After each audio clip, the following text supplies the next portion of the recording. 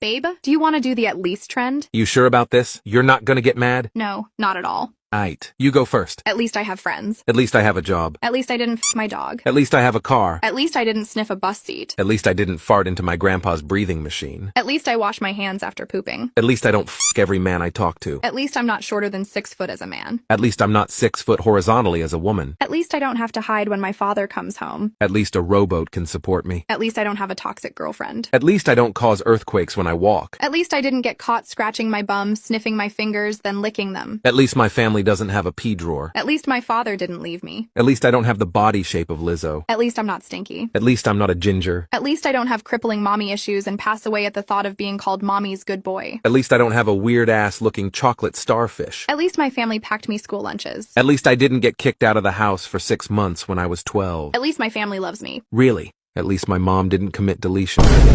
At least my father didn't go back to rehab 4 times, and each time he'd promise me that he would get better. At least my older siblings didn't have to take care of me my whole life. At least I didn't have a broken childhood.